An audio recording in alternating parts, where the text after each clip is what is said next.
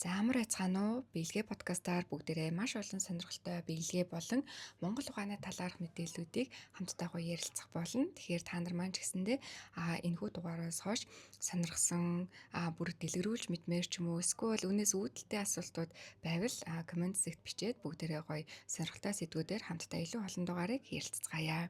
За өнөөдөр би биелгээ яагаад монголчуудын үнэт өв юм бэ? Яагаад биелгээг бид нар суралцах хэрэгтэй юм бэ гэдэг талаар ярив. За биелгээ бол бид нар ярьдаг те биелгээ бол Монголын бит бус өв юм гэж ярьдаг. Хэдий бид нар бит бус өв гэж хэлж байгаа ч гэсэндээ энэ бол биеэр өвлөнтэй өв гэдгээрээ маш онцлог байдаг.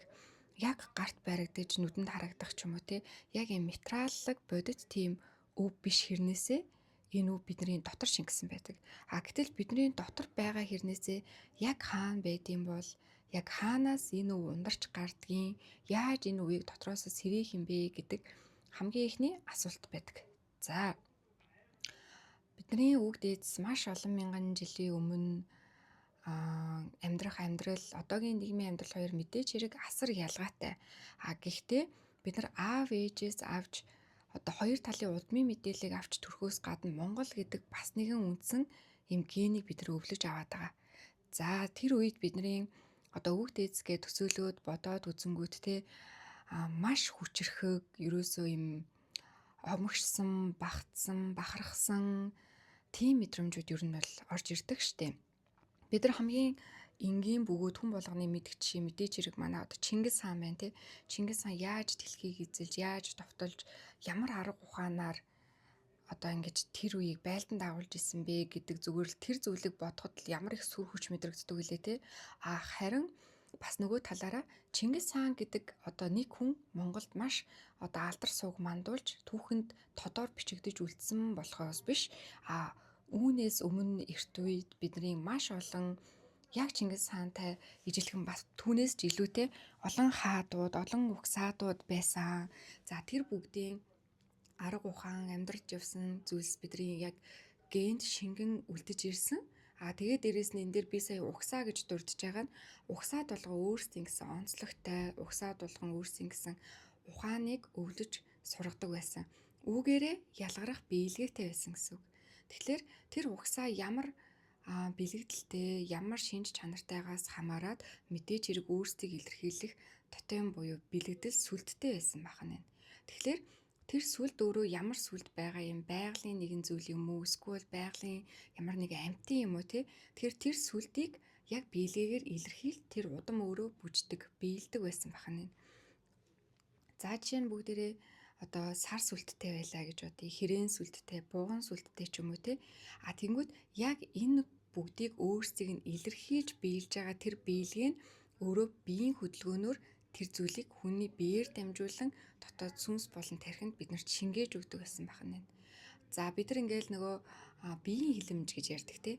Биеийн хилэмж одоо тэр хүн ямар биеийн хилэмж гаргаж байгаагаас хамаарат тэр зүйлд ямар хандлагатай байна, дуртай байна уу, дургүй байна уу? Эсвэл энэ хүн ер нь яг ямар хүн юм бэ? Ямар хуу зан төлөвшөлттэй хүн юм бэ гэдгийг нь биеийн хилэмжнээс хараад мэдэх боломжтой байдаг. Харин яг энийг буцаагаад нөгөө талаар нь эргүүлээд тавихад биеийн хилэмжээр буцаагаад хүний зам аашиг бас яхнууд засаж нөлөөлж болдог байна. За бид нар одоо хамгийн энгийн жишээ аваад үзвэл одоо хатан нам гэж байдаг. За хатан нам гэхэд ер нь л эмэгтэй хүний дэг гэдэг зүйлийг хатан нам бол маш их өөртөө шингээсэн байдаг. Одоо чинь манай сургалтанд сууж байгаа хүмүүсээс бол те хатан нам хийнгүүтээ хатан нам сурсны дараа ингээд багшаа бүр ингээд маш гоё ингээд эмгтээлэг болж гин цаанаасаа их гоё юм тогтуун болж гин те нөхрөө хайрлж гин хүндэлж гин нэг юм эмгтэн хүний юм чанар цаанаасаа гарч ирж байна гэж байгаа байхгүй юу. Тэгэхээр энэ өөрөө эмгтэн хүний яг ямар чанар гарч ирээд байгаа юм. За ингэнгүүт бид нар буцаад яах нь нөгөө угсаад гэдэг зүйлс рүүгээ орж эхлэх нь. Их таван угсаа гэж одоо эрт үед байдаг байсан. За энэ дундаас одоо хатан ухаан гэдэг зүйл бол Монголд бол маш алдартай зүйл тий. Хатан ухаанаараа шийднэ. Хатан ухаан л гаргандаа гэж ярьдаг. Гэтэл монголчууд бага байхаас нь охин хүүхдийг өсгөхдөө ерөөсөө хүн байхын бүх ухаанд сургадаг байсан байгаа. Бид нар бүр жоохон байхад нь өсгөөд хүмүүжүүлээд бүх суурь төлөвчөнд бүрдүүлээд суулгаж өгч явахдаа энэ охин энэ хүүхэд маань те том болоод ямар хүнтэй суух вэ? Ямар хүний хань болох вэ гэдгийг бид нар дөнгөж төрөхт нь мэдээж шийдэхгүй те мэдэхгүй. Харин хааны хатан болоод очихт нь хаан ухаан буюу төрийг одоо тэр улсыг одоо захирах тэр түшиг ухааныг хатан хүн мэддэг байх хэвээр. Төрийн түшээдийн хатан боллоо гэхэд төр ухааныг мэддэг байх хэвээр. Нэгэн адуучин хүүгийн те эхнэр хань болоод очлоо гэхэд энэ бол өргөө ухааныг мэддэг байх хэвээр. Гэх мэтчлэн ямар ч хүний хань болсон дэрэгдэн түшээд тулаад явж чадахгүйц эмэгтэй хүнийг багаас нь бэлтгэдэг байсан учраас хатан ухаан гэдэг зүйл өнөөдөр суу ухаан болж монголчуудад алдарсан байдаг бахнэ. Тэгэхээр хатан нам бид нар өөрөө биелээд хатан намбыг өөрөө биеэрээ үлдээд биедээ шингээгээд эхлэхээр яг нь бидний энэ олон мянган жил биднэрт өвлөгдөн тээгдэн шингэж ирсэн хатан ухаан гэдэг зүйл цаанаасаа дотроосоо сэрж эхэлдэг байна. За ингээд сэрхэд бидний юунаас сэрхүү гэхээр яс цуснаас сэрж эхэлдэг. Биелгээ хийхэд бие халдгүй, биелгээ хийхэд ерөөсөө бидний яс халж идэг. Тэгэхээр энэ зүйл яс халж иж яснаас бидний одоо яс цусны мэдээлэл гэж ярьдаг штэ тий. Тэр зүйлсүүд халж сэрж эхэлдэг бахнэ. За үүндээ л ерөөсөө биелгээ гэдэг зүйлийн хамгийн нандин өв оршоод байгаа. Харин одоо нөгөө нэг энгийн асуултууд байдаг. Биелгээ хийгээд турах уу, гой галбиртай болох гэсэн юм аа. Хөдөлгөөний дутагдлаас сэргийлэх гэсэн юм аа. Эсвэл магадгүй тий аав ээж нар бол манай хүүхэд ингээ маш их чингийн илүүдэлтэй байна. Хөдөлгөөний дутагдaltaй байна. Булчин сулралтай байна гэж ярьдаг. Энэ зүйлсүүд бол ерөөсөө биелгээний хамгийн энгийн үр дүн гэж ойлгож болно гэсэн. Биелгээ хийж байгаа хүн биеэрээ бүр дотоод сүнс сэтгэл тарих гэдэг зүйлийг өөрөө уралдаж домнох гэдэг нь шүү дээ. Харин тэгэхэд энэ зүйлсэд үрэх хамгийн ихний давах шат юу юм гэхээр бидний энэ яг бие байхгүй юу? Энэ махан бие. Энэ бие маань өөрөө блокгүй, зангираагүй, тийм цэвэр ариун байж иж дараагийн шатны юм нөлөөл.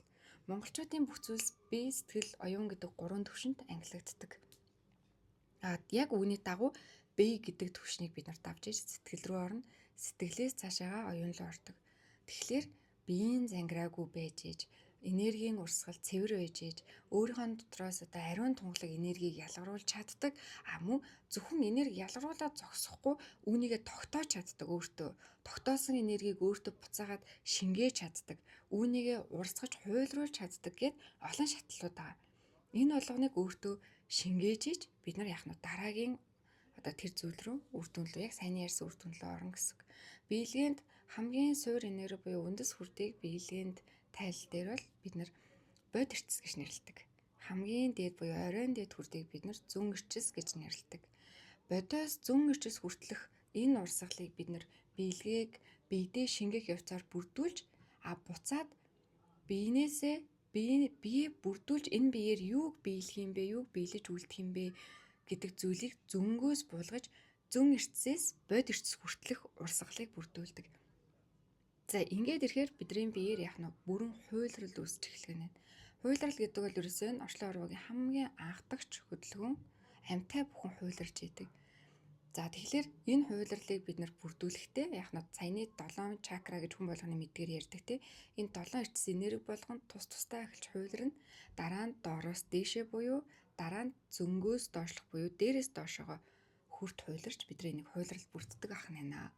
За ингээд бүр цаашлаад наривчлах юм бол бидний зан гараншин, бие, эргэтэн, за гар хуруунуудаар юу байрлал гэх мэтлэн маш олон сонирхолтой ярианууд бас байдаг. За та нар бас өөртөө сонирхсан зүйлээ комент сэтгүүлдээгээрэй.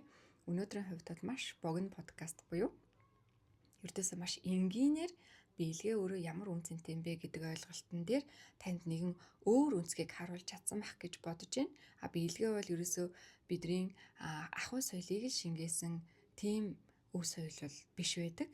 Биелгээ бол ахуй соёлоор энгийн наана харагдаж байгаа боловч цаандаа хүний биеинд суух суур зүйл, асар их зүйлийг өгчдөг. Биелгээ бол ерөөсөө монголчуудын байгальтай холбогдох холбоос хүн байгаль хоёрын хүн холбоосыг холбож өгч чагталж идэг зүйл бол өөрөө биелгээ гэдэг. Хүн байгаль хоёрын хүн холбоог мэдрэхийг хүсвэл тэр зүйл рүү орохыг хүсвэл түлхүүрнэ гэж хэлж болохоор зүйл ахгүй. Биелгээнд асар олон байгалийн хөдөлгөөнүүд байдаг. Асар их байгаль би өөрөө байгаль болдог хөдөлгөөнүүд байдаг тий. Дээрээс нь манай онцлог юу юм гэхлээр манай нэр байдаг штэ тий. Огторгуун биелгээ. Яаж огторгууд биелэх юм? Огторгуу гэдэг оршихуй өөр хаана идэв? Тэр оршихуйг би яаж биендээ бүрдүүлэх юм? Түгээрээ яаж биелэх юм гээд маш гайхалтай зүйлсүүд бас байдаг. За ингээд өнөөдрийн подкастыг өндөрлөж байна. Дараагийн маш гоё сонирхолтой Монгол ухаанаар бүгдээрээ эргүүлцгээе.